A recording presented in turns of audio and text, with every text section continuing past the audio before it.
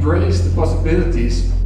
Let's make the future for 360 film. I think we should do our cities and buildings differently. This is my message. Think. Development for me means increase in complexity. It's a simple addition for a designer, but it saves a lot of time in practice. Why is the resident not so clever? So this could be interesting for you as well. I was at the Europe Fair with our team, and I was going to preach to you about the same story that I've got here on the board. We're an innovation team and we have all this new technology and so on and so on. Now as the day continued, someone came up to me and he asked me this question. Now where's the gain in your project? Is there a commercial purpose?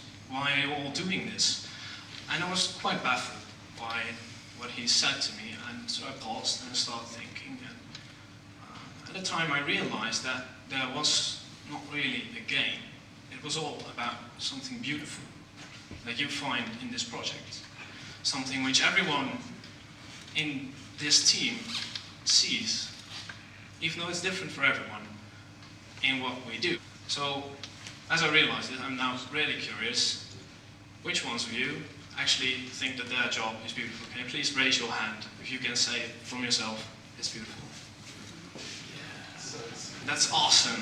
That's really awesome. I'm going to share with you guys what I think is so beautiful about what I do and about what we do. And that starts with motivation.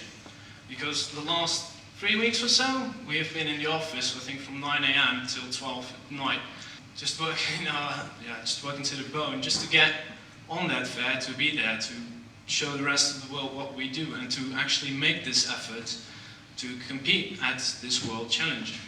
The perfect example for this is our pilot. Our pilot is going to do this for the third year in a row, and he does this by training half a year, more than 6 times a week, and he has no gain for it. He just does it voluntarily.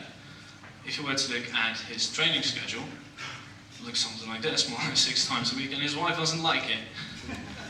She was at the celebration and she said, well, I don't know, you should do it. He said, I want to.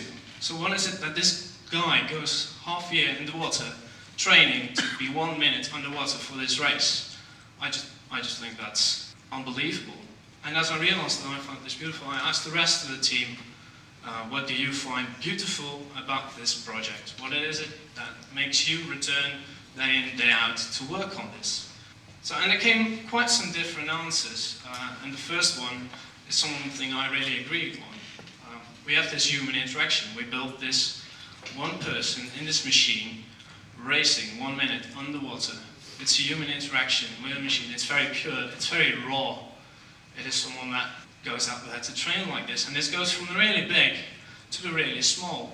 For instance, the ergonomics. We have an ergonomics problem, so this person has to steer in 3 dimensions, up, down, left and right, within a very closed space, so there's no comfort, and we just focus, we train him to be the most efficient. It's inhumane actually, and he still returns, but alright. So this is what he is in. If you want to see, you can come to the fair tomorrow or the day after. It's really, really tiny. So this goes on a big scale. And the same person working on this within the team also gets to participate in this really tiny design of efficiency, of transmission. Because we convert this raw human power into the actual propulsion. And we make decisions based on less than 1 watt performance in the chain. We swapped it with a carbon belt because that is, I believe, 0.5 watts more efficient. So within this same design, we go from this really big to this really tiny where we scratch off millimeters to make it lighter so that we have to trim it less. This is what I found really beautiful, what someone else agreed on, but most of the people in the team said it's so magical to be underwater. To be an astronaut on Earth. What they do in space, we do here in the water, because you get a lot of additional problems as soon as you move down here. For instance, getting it stable, because we have 3 points. We have to incorporate, of course, the buoyancy, and the thrust and the gravity. Now, if the thrust were to be 1 centimeter above the gravity, that would mean that the boat would start infinitely going down, eventually hitting the bottom of the pool, which we can do nothing about then. So we trim this, not a problem. Breathing. This person is underwater, the tank is filled, he has to breathe through this mouthpiece, actually delivering this performance. What do we do with the exhaust air? It's an additional problem of being in an area where humans should not be. Now, if you can breathe and if it's all stable, then we can propel. Well, no, we can't, because as soon as we do, the boat starts to roll because of the water resistance towards the propeller. So we got this contra-rotating screw, which solved the problem. We're very grateful for it. We got it last year. Did it together with Marin. It's really complex to calculate. So now we've got everything. We can steer, we don't roll.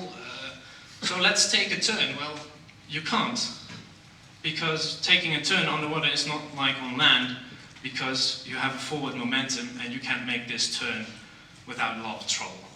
So all these different things are incorporated in our design, and everyone working on this team gets to experience all these different problems, participating in this, learning from this, and what everyone taught me is a unique experience. That's why I love it.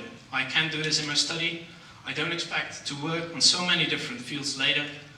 We are a multidisciplinary team, and we learn all from each other. Now, I hope that you go out there and that you find a project like this, which you find equally beautiful to participate in. Thank you.